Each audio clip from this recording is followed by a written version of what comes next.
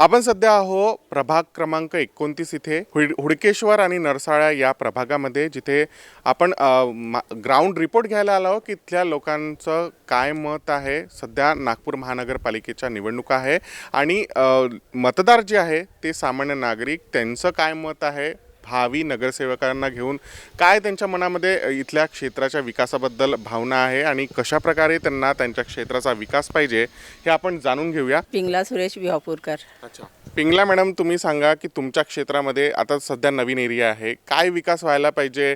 नागपूर महानगरपालिकेच्या निवडणुका आल्या आहे, अनेक जण या क्षेत्रामध्ये निवडणूक लढण्यासाठी उभे होत आहे. तर तुमचं घर या क्षेत्रामध्ये आहे, तुम्हाला काय वाटतं की तुम्हाला काय सुविधा मिळायला पाहिजे एक मतदार म्हणून? इथं मतदार म्हणून सुविधा म्हणजे काय, गार्डन वगैरे पाहिजे, मुलांसाठी प्ले ग्राउंड पाहिजे, आता संडासाचे लाईन वगैरे पाहिजे, नगर परिषदचे नळ पाहिजे, येत पण आहे. आणि बाकी अशा बऱ्याचशा गोष्टी आहे अशा की पाहिजे आम्हाला, अशा बऱ्याचशा गोष्टी आहे.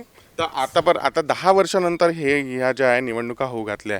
10 मागच्या 10 वर्षापासून कोरोना आणि इतर कारणामुळे ज्या निवडणुका झाल्या नाही, तर ते जे नगरसेवक होते त्यांनी लक्ष दिलं का? दिलं, पण फार असं नाही दिलं, असं थोडंफारच दिलं आहे, पण आमचे कामं झालेले नाही आहे. त्याच्यामुळे आता थोडेफार वाटत आहे आमचे कामं होत आहे. आणि आता कामं होत आहे, तर आता या ज्या आहे मीनाक्षी पाटील तर आहे, तर यांच्याजवळ थोडे कामं होत आहे, तर समोरी जाऊन यांच्याकडून होईल कामं. त्याच्यामुळे आम्हाला वाटते की त्यांना तिकीट मिळालं पाहिजे. अच्छा, तुमचं काय म्हणणं आहे ताई? तुमचं आधी नाव सांगा. माझं नाव राणी जयंत धकिते आहे. आमच्या एरियामध्ये जसा हा ग्राउंड होता, त्यात खूप वर्षापासून पाणी साचून राहायचं आणि तो पोल पण जो आहे तो पण वाकडा होता. सगळ्यांना आम्ही सांगून खूप हे ॲप्लिकेशन खूप टाकल्या, पण नाही केलं कोणीच. आणि खूप त्रास व्हायचा त्याचा, जाण्या येण्याच्या लोकांनाही त्रास व्हायचा. रस्तेही आता तर खूपच खराब झालेले आहे. त्यामुळे हे सगळं सुधारण्यात यावं याची आमची अपेक्षा आहे. आणि जसं त्या समाजसेविका राहूनही त्या करून राहिल्या, त्या येऊन स्वतःहून लक्ष देऊन राहिल्या आहे. आणि म्हणजे मीनाक्षी पाटील मॅडम आहे, त्यांना जसं आपलं म्हणजे सगळ्यांचे प्रॉब्लेम सॉल्व करण्याचा प्रयत्न करत आहे त्या. तर आम्हाला वाटते की त्यांना तिकीट मिळावी आणि त्या नगरसेविका बनून आल्या पाहिजे. अच्छा, आजी तुम्ही 80 वर्षाच्या जवळपास आहे, 70 वर्षाचा म्हणा, तर मला सांगा की तुम्हाला आता फिरायसाठी एक करमणुकीचं स्थान पाहिजे. तुम्हाला वाटते की विरंगुळा आपल्याला पाहिजे आपल्या एरियाच्या, ज्या तुमच्या वयाच्या ज्या महिला आहे त्यांना बसायसाठी एक जागा पाहिजे, हक्काची गार्डन पाहिजे, झाडं झुडं पाहिजे, फुलं पाहिजे त्याच्यामध्ये, जे इथं नाही आहे, नवीन एरिया आहे. तर तुमची काय इच्छा आहे, जो नगरसेवक पुढचा निवडून येणार नागपूर महानगरपालिकेच्या सध्या आता जे आहे निवडणुका लागलेल्या आहे, तुम्ही एक तुमच्या वयाच्या महिलांसाठी काय तुम्हाला वाटतं की ते जो निवडून येईल त्यांनी काय करायला पाहिजे तुमच्यासाठी? आमच्या इथे गार्डन केलं पाहिजे, चारीमेरा फिरायला हे केलं पाहिजे, झाडं लावले पाहिजे आणि मुलांना ग्राउंड पाहिजे, रोड चांगले पाहिजे आम्हाला. आणि त्यांनी केले आहे, त्या ज्या आहे त्यांनी आजूबाजूला बी खूप डेव्हलप केलं आहे. कोणी केलं? ह्या पाटील मॅडमनं. अच्छा, सूर्यनगर तिकडे बहुतेक ठिकाणी त्यांनी जिम केली, ग्रीन जिम, रोड केले, पाईपलाईन केल्या, भरपूर केलं आहे त्यांनी. ऐकलं आहे आम्ही, सर्व म्हणता की त्यांनी खूप काम केलं. जसं नागपूरमध्ये जे क्षेत्र आहे तिथे गट्टू तुम्हाला दिसेल किंवा रस्ते चकाचक दिसेल, रोड एकदम साफसूफ दिसेल, डांबरीकरण दिसेल, सिमेंटीकरण दिसेल, सोबतच बगीचे, मुलांना खेळायला वाचनालय, हे सगळे दिसते. या इथल्या लोकांची सुद्धा अपेक्षा आहे की त्यांना सुद्धा यापासून का बरं आम्ही वंचित राहू. तर त्यांच्या अपेक्षा त्यांनी सांगितल्या की इथल्या लोकांना सुद्धा त्या सगळ्या नागपूरला ज्या सुविधा मिळत आहे शहरी विभागामध्ये, त्या इथे जे आता नवीन डेव्हलप होत आहे नागपूरचं क्षेत्र, तर तिथल्यासारखा विकास इथे पण झाला पाहिजे. तुम्ही सांगा ताई, तुमचं काय नाव आहे? सरिता मोरेश्वर बोकडे. काय तुम्ही पण इथे किती वर्षापासून राहते? मी 20-22 वर्ष अच्छा, 22 वर्षापासून या क्षेत्रातच राहते तुम्ही? हां. तर काय जी आहे आधीची स्थिती होती, कशा प्रकारे जे आहे तुम्हाला पावसाळ्यात वगैरे त्रास होते, काय स्थिती राहते नेमकी पावसाळ्यामध्ये? इथे रस्ते सुद्धा 20 वर्षापूर्वी म्हणजे 10 वर्षापूर्वी खूप पावसाळ्यामध्ये खूप त्रास व्हायचा, खूप किचड राहायचं, गाड्या सायकली येत नव्हत्या, ॲटो नव्हते येत मुलांचे. आता डेव्हलप झालेले आहे, पण पाहिजे त्या प्रमाणात नाही आहे डेव्हलप. जसं आता रोड झालेला आहे, आता आमच्या रांगेचा रोड झाला, बाकीच्या अदरवाईज रांगेचे रोड नाही झाले. तर आता सिमेंट रोड पाहिजे, साईडला गट्टू पाहिजे, मेन स्ट्रीट लाईट व्यवस्थित पाहिजे. स्ट्रीट लाईट नाही आहे, आणि साईडला हे झाडं वगैरे दिले पाहिजे आणि एक रोड झाडायला एक व्यक्ती पाठवायला पाहिजे विकली वगैरे तरी, की कारण झाडं कचरा रोड हे राहतात आणि मुलांना थोडंसं डेव्हलप खेळायला जागा वगैरे व्यवस्थित करून द्यायला पाहिजे. म्हणजे आमच्या कॉलनीमध्ये पाहिजे तसं डेव्हलप नाही आहे अजूनपर्यंत. ज्या अदरवाईज सिटीमध्ये असतात त्या डेव्हलपमेंट इथे नाही आहे अजूनपर्यंत. तर मीनाक्षी पाटीलने तसं 2-3 वस्तू केलेल्या आहे, पण ती पॉवरमध्ये नसताना आणखी करायला पाहिजे. मेन म्हणजे तिने गार्डनमध्ये खूप जे मटेरियल भरलं तिने ते खूप अनपेक्षित होतं, एवढं कोणी देणार नाही ते तिने दिलं. त्याच्यामुळे अजून असं वाटतं की नाही, तिला समोर आपण जर निवडून आणलं तर ती आणखी काही गोष्टी करू शकते. ज्या आम्ही गोष्टी मागितल्या ती देऊ शकते ती आम्हाला. ते ठीक आहे. मला सांगा की अनेक पक्ष जे आहे आता मुलाखती घेत आहे आपल्या नगरसेवकाच्या सीटा वाटण्यासाठी. तुमच्या क्षेत्रात दक्षिणमध्ये येते, दक्षिणच्या ही सुद्धा जे आहे इंटरव्ह्यूज झाले आहे मुलाखतीचे. तर तुमच्या क्षेत्रामध्ये जे आहे, ज्यासाठी तुमचं क्षेत्र SC महिलांसाठी आरक्षित झालं आहे, तर या क्षेत्रामध्ये अनेक कार्यकर्ते आहे भारतीय जनता पार्टीचे. समजा त्यांना तुमच्या ज्यांच्याकडनं अपेक्षा आहे की त्यांना मिळालं पाहिजे, त्या तुमच्या नगरसेवक झाला पाहिजे, त्यांना नाही दिली, तर मग तुमचं काय म्हणणं आहे त्याच्यावर? त्यांना नाही दिली तर आता त्याच्याबद्दल मी नाही सांगू शकत, पण यांना मिळालं पाहिजे, मीनाक्षीताई पाटीलला मिळालं पाहिजे. 20 वर्षाआधी जी स्थिती होती तुमच्या क्षेत्र, आता सुद्धा विकसित व्हायचं आहे, तर काय स्थिती होती आधी? पहिले रोड नव्हते, लाईटा वगैरे नव्हते आणि आधी कसं कीचड वगैरे राहायचं, बाईकनं येताना वगैरे त्रास व्हायचं.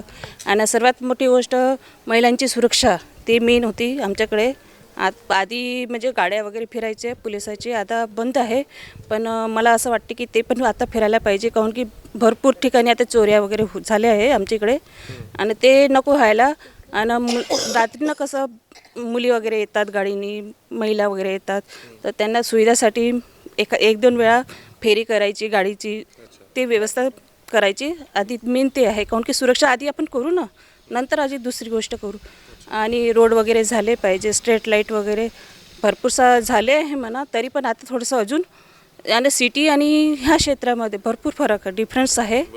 तर त्यापेक्षा अजून सुधारणा झाली पाहिजे अशी अपेक्षा आहे मला. अच्छा. यासोबतच आता तुमचं घर असेल इथे कुठे जवळपासच राहत असाल तुम्ही, तर तुम्ही कम्पेअर जेव्हा करता, तुम्ही कुठलं सामान आणण्यासाठी किंवा शॉपिंग करायसाठी सिटीमध्ये जातच असाल, तर तुम्ही तिथले सगळे एरियाज पाहता, तर तुम्हाला काय कमी वाटते तुमच्या क्षेत्रामध्ये की हे व्हायला पाहिजे बा आमच्या क्षेत्रामध्ये? तरी रोड आपले मेन रोड आहे, म्हणजे डांबरीकरण वगैरे. आणि मेन म्हणजे सुरक्षा तर आहेच म्हणा. मेन म्हणजे लाईट व्यवस्थित नाही आहे. कधी रात्रीचं म्हणजे इथे कसं ह्या समोर तुम्ही पाहत असेल तर तिथे कसं माणसं बसून राहतात, दारू वगैरे पितात, तर त्याच्यानं कसं आम्हाला यायला भीती वाटते. आणि म्हणजे कसं रात्री एकदम भीती वाटते आणि मुलं पण यायला थोडंसं हे होतात. तर ते म्हणजे मला म्हणजे मेन म्हणायचं आहे की इथे सुरक्षा पाहिजे आम्हाला. काकूंची एकच मागणी आहे की महिला सुरक्षा सगळ्यात महत्त्वाची, ती व्हायला पाहिजे. आणि तुम्हाला वाटतं की नवीन नगरसेवकांनी ते याच्याकडे पण लक्ष दिलं पाहिजे, माझं म्हणणं तेच आहे. आणि मीनाक्षी पाटील ह्या 6 महिन्यापासून आमचं खूप म्हणजे साथ देत आहे आम्हाला. जे आम्ही जे म्हणत आहे ते आम्हाला सुविधा देत आहे. तर निवडून आल्यानंतर अजून देण्याची अजून अपेक्षा आहे आमच्याकडं, की होईल बा आमची अपेक्षा पूर्ण, असं म्हणणं आहे. तसं तुम्हाला अपेक्षा आहे की जे लोक काम करतात त्यांना आम्ही निवडून देऊ. एकंदरीतच या सगळं प्रभाग क्रमांक 29च्या या क्षेत्रामध्ये असं दिसून येत आहेत की ज्या लोकांनी या क्षेत्रासाठी विकास कामं ओढून आणले किंवा केले, त्या लोकांनाच हे निवडून देतील. मात्र या आधी जे नगरसेवक होते त्यांनी या क्षेत्रामध्ये विशेष लक्ष दिलं नाही. मात्र जे कार्यकर्ते आहेत, ज्यांनी या क्षेत्रासाठी का होईना आपला वेळ दिला, आपलं कार्य केलं, विकास कामं ओढून आणली, त्यांनाच हे लोक मतदान करतील. कॅमेरा पर्सन विलाससह मी प्रकाश शुंकलवार, महाराष्ट्र TV 24 नागपूर. आपण सध्या आहोत प्रभाग क्रमांक 29 नरसरा हुळकेश्वर या प्रभागामध्ये, जिथे आपण काही दिवसाआधीच ग्राउंड रिपोर्ट घेतला होता, ज्याच्यामध्ये अनेक लोकांनी आपल्या भावना व्यक्त केल्या. त्यानंतरच आपण इथे आलो आहे आणि आपल्यासोबत आहेत मीनाक्षी पाटील, ज्या भारतीय जनता पार्टीच्या निवडणूक तिकीटवर निवडणूक लढण्यासाठी इच्छुक आहे त्यांच्याशी आपण बोलणार आहोत आणि त्यांच्याकडनं त्यांच्या भावना जाणून घेणार आहोत की भविष्यात जर त्या इथल्या नगरसेवक झाल्या तर त्यांचा काय मोटो असणार आहे, कशा प्रकारे त्या काम करणार आहे, सोबतच त्यांचा रोडमॅप काय असणार आहे. मॅडम, तुमचं स्वागत आहे आमच्या चॅनलवर. सर्वात आधी तर तुम्ही सांगा की आज जे तुमचा प्रभाग आहे, प्रभाग क्रमांक 29, काय स्थिती होती आधी या प्रभागाची आणि कशा प्रकारे यांचा विकासासाठी तुम्ही आपला हातभार लावला? नमस्कार, मी मीनाक्षी सिद्धार्थ पाटील, प्रभाग क्रमांक 29 हुडकेश्वर नरसाळा अंतर्गत. ह्या ठिकाणी बरेचसे कामं असे पेंडिंग पडले होते, जसं रोड, रस्ते, गटर, जे गटरवरचे चेंबर नव्हते आणि लाईट नव्हत्या, खूप अंधार राहायचा आणि ह्या सगळ्या अडचणी बऱ्याचशा होत्या आणि त्या नागरिकांना घेऊन त्या संबंधित नागरिकांनी घेऊन माझ्याकडे अर्ज आले आणि त्यांनी त्यानुसार आपण आपल्याला आणि बावनकुळे साहेबांना विनंती केली की ह्या ज्या गोष्टी आहेत त्याच्यावर आपल्याला कामं करायची आहेत. त्याप्रमाणे मी ते अर्ज घेऊन साहेबांकडे गेली आणि या ठिकाणी हुडकेश्वर नरसाळा अंतर्गत मी जवळजवळ नवीन इलेक्ट्रिक पोल बसवण्यात आले. त्यामध्ये हे 34 इलेक्ट्रिक पोल लावले आहे नवीन. तसंच जी आपण गटर लाईन पाहत आहेत, जी एक अत्यंत बिकट अवस्थेत होती, त्या ठिकाणी लहान मुलांना घेऊन वगैरे कोणतीही एखादी दुर्घटना होऊ शकत होती आणि त्यांचा एक चांगला विचार करून त्या ठिकाणी ते जे गटर लाईनचे चेंबर्स आहेत त्याचे झाकण वगैरे लावून हे आपण ते दुरुस्त करून देण्यात आलेले आहे. तसंच ह्या ठिकाणी आपण पाहता, या ठिकाणी जिथे उभे आहेत आपण, हा जो गार्डन भाग आहे तो डेव्हलपमेंट केलेला आहे. या ठिकाणी ग्रीन जिम लावलेला आहे, क्रॉसफिट जिम लावलेले आहे. तसेच या ठिकाणी जवळजवळ 9 ठिकाणी आपण हे क्रॉसफिट जिम हे माननीय बावनकुळे साहेब यांच्या विशेष निधी अंतर्गत केलेले आहेत. त्या ठिकाणी मुरुम भरून वगैरे ते ग्राउंडसुद्धा डेव्हलपमेंट करण्यात आले आहेत. परत त्याच्यावरती लहान मुलांना खेळण्याकरता त्यांचे लहान मुलांचे इन्स्ट्रुमेंट लावून देणार आहोत. परत या ठिकाणी अति तात्काळ पावसाळी नाली आपण करून दिलेली आहे. ज्या ठिकाणी म्हणजे कमरेपर्यंत पाणी भरून राहायचं आणि ते पाणी जायला मार्ग नाही राहायचा, अशा ठिकाणी आपण ती अति तात्काळ 2 दिवसामध्ये माननीय बावनकुळे साहेबांच्या अंतर्गत ती पावसाळी लाईन टाकून दिलेली आहे. त्याचप्रमाणे इथे आपण पाहत आहात की नागरिकांना बऱ्याच समस्या आहेत की एखादं रोडवरचं जे नाल्यावरचं पाणी वाहत आहे वगैरे, तर त्यासाठी STPची नालेसुद्धीचं पण काम आता सुरू झालेलं आहे. त्यामुळे बराचसा दिलासा मिळत आहे नागरिकांना. आणि ह्या ठिकाणी सूर्योदय नगर इथे पावसाळ्यामध्ये खूप अति पाऊस झाला होता आणि तिथे पूरस्थिती निर्माण झाली होती. त्या पूरस्थितीमध्ये मला लोकांनी कॉल केले आणि त्यांच्या घरी जाऊन मी व्हिजिट दिली आणि पाहायला अत्यंत बिकट अवस्था होती. त्यांच्या घरामध्ये भरपूर सामानाचं, अन्नधान्याचं नुकसान झालं होतं. तर त्याची पाहणी केली व त्या ठिकाणी त्या लोकांना तिथून सुरक्षित स्थळी हलवण्यात आलं आणि त्या लोकांचं जे मोठ्या प्रमाणात नुकसान झालं होतं त्यासाठी आपण शासनाकडून त्यांना प्रत्येकी नागरिकांना 10,000 रुपये हे त्यांना आपण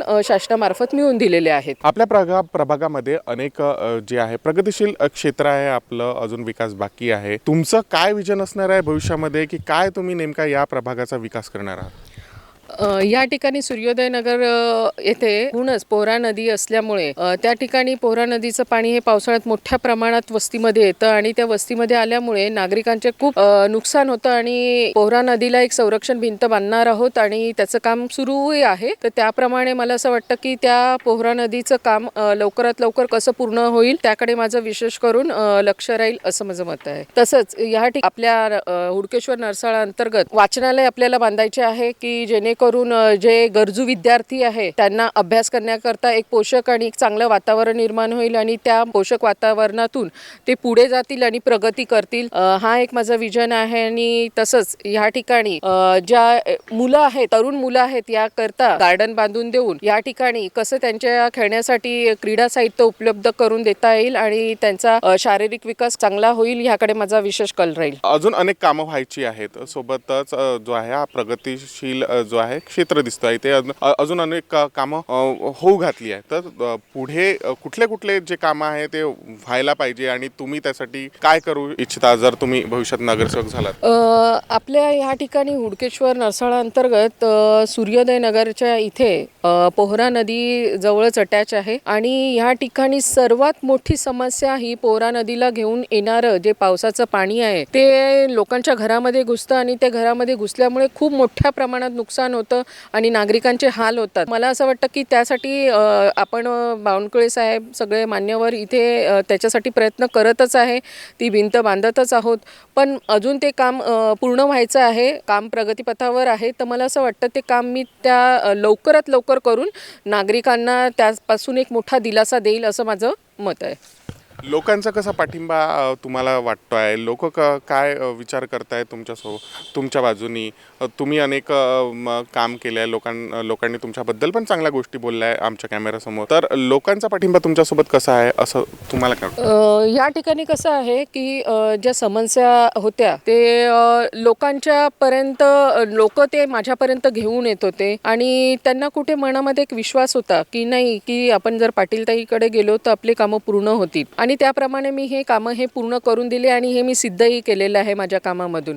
तर त्यामुळे नागरिकांचा एक दृढ निश्चय होता आणि त्यांना एक ठाम मतही होतं की नाही की आपण कोणतंही काम आपल्या ताईंकडून पूर्ण होतं, त्यामुळे आपण ताईंकडेच जावं आणि ते काम पूर्ण करावं आणि या येणाऱ्या महानगरपालिकेमध्ये ताईंनाच तिकीट मिळण्यात यावं असं ही नागरिकांचंही मत आहे. आणि त्यांना एक निश्चयही आहे की बाबा ताईंना जर आपलं निवडून दिलं तर ताई नक्कीच आपले अजूनही अधिक जोमाने कामं करतील, हे त्यांना अधिक दृढ निश्चय आहे. ठीक आहे. मग तुम्ही कामं केले, प्रभागामध्ये फिरता सुद्धा, लोकांच्या भेटीगाठी घेता, सोबतच विकास तुम्ही अनेक बावनकुळे साहेबांच्या माध्यमातून अनेक विकास कामे सुद्धा करून आणली आहे.